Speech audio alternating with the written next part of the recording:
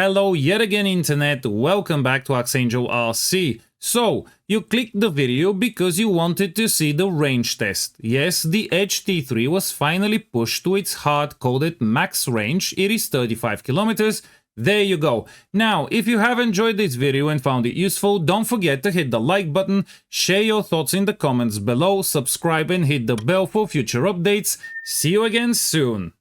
Nah, I'm just kidding, come on. You won't get off that easy. So basically the battery build video I posted just before this one was on the battery for this plane, and it was meant to do exactly what happened during this flight, to help me finally beat this system into submission and max it out. Now, I understand the killer whale, or as I like to call it the Razor Crest, is not the most suited platform for such a test on account of its brick wall-like aerodynamics. Nonetheless, I have the Edge T3 system on it, seems to feel very well there, so I had to find a way to make it work. The solution was to just brute force it with more battery capacity at not a lot of weight penalty for it, and 21700 cells are perfect for that. If you want to see the battery build video, you can do so from this link. Make sure you come back and finish watching this afterwards. Following my first attempt at the range test during a very windy day where the plane was advancing at a measly 5 meters a second due to a very strong headwind, still made it out to 22 kilometers though,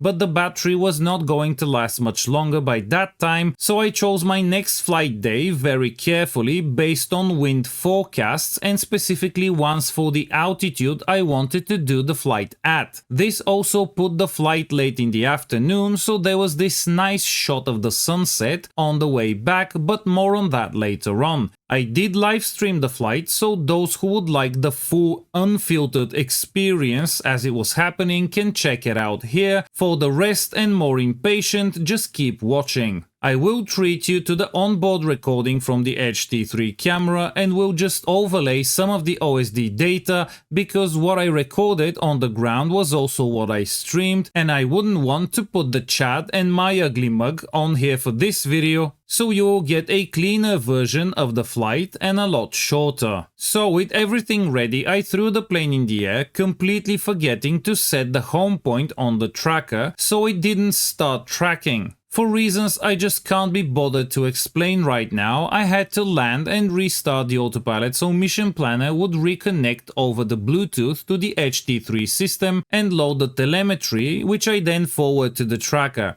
I set the home point this time and threw the plane in the air again, having wasted 700 mAh in this whole ordeal, but at least it was finally flying, so the test was officially underway. I was not flying directly into the headwind at altitude because the direction the wind was coming from that day, weak as it was a direction I was not particularly fond of, so I flew 40 to 50 degrees to the side of that. I gained about 190 meters of altitude and let it maintain that, while I occasionally would correct the heading to maintain the direction I wanted. And so the time went on, I was engaging with people in chat, answering questions, having a good time. It felt like no time had passed by the time the plane went over the 30-kilometer mark and was soon coming up on the 35th. I was thrilled. It took a while, but I was able to finally get the Edge T3 system out to its advertised range, which again meant it was something they did not lie about in their marketing materials.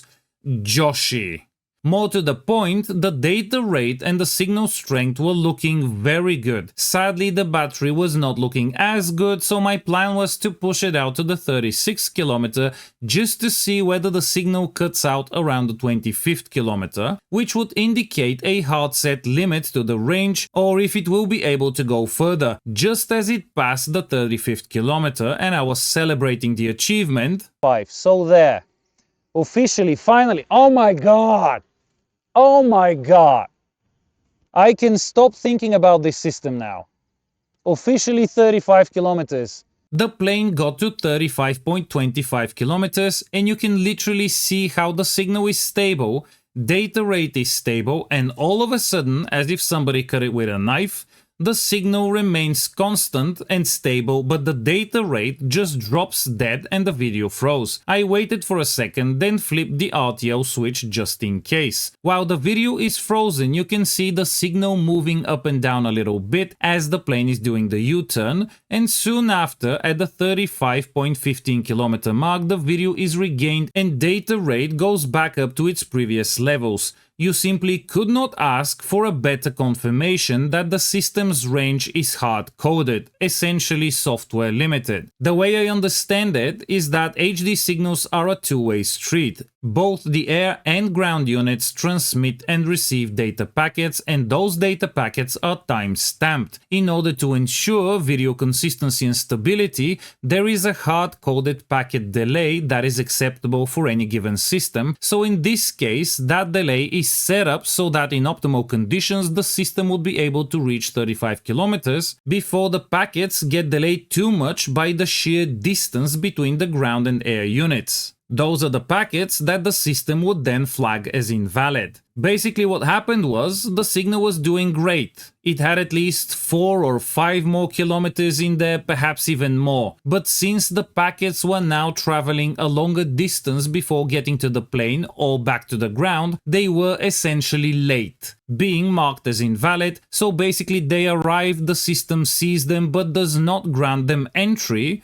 so signal is perfect. It's there, it's working, the packets are there, the system is simply not accepting the late to the party data packets. I can't say I was too troubled about this, as it was sort of expected, but it is nice to know that the official specs are on point, though I can't help but wonder how much more it can go, if it could, with the antennas I was using for this test. The 21 dB Maple wireless patches on the tracker and the factory stock 5.8G sticks from the CHM30 system on the air side. Links for those are in the video description below for those that are interested.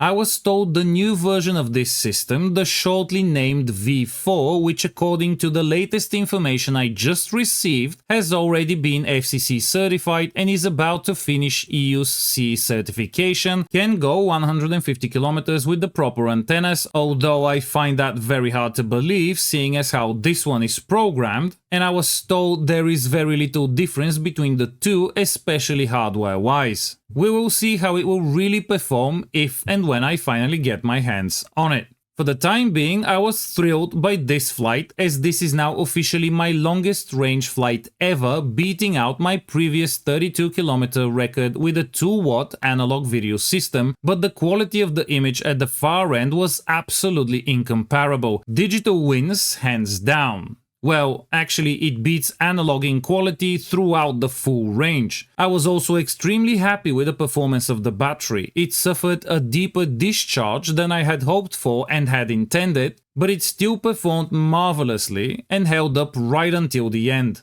At some point, when I was certain I will make it to the takeoff location, I did do the sunset shot as was requested by the panda in chat. You can actually see how low the voltage got when RTL then turned the plane around to continue the descent towards home point. I also had to give it a bit of throttle before landing just so I can get it a bit closer to me, but still I was quite impressed how well it held under load at such low voltage. I finally landed the plane at 2.55 volts per cell, and the charger later put back in 14,797 mAh, which, accounting for charging inefficiencies, which were about 400 mAh, puts it just under the discharge level during my capacity testing, which meant it was pretty much almost completely empty, but it did serve its purpose well. So there you have it for all the naysayers. Joshi.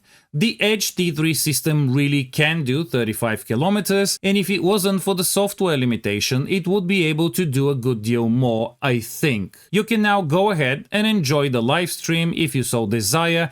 Do share the video around. Let's spread the word on this system, as it does have a successor coming, so let's see what happens. If you have enjoyed this video and found it entertaining, give it a thumbs up and comment. Do subscribe and hit the bell so you never miss a thing. A huge thank you to all my YouTube members, Patreon supporters, and anyone who has and still is supporting this channel in any way. Fly safe, and I will see you very soon.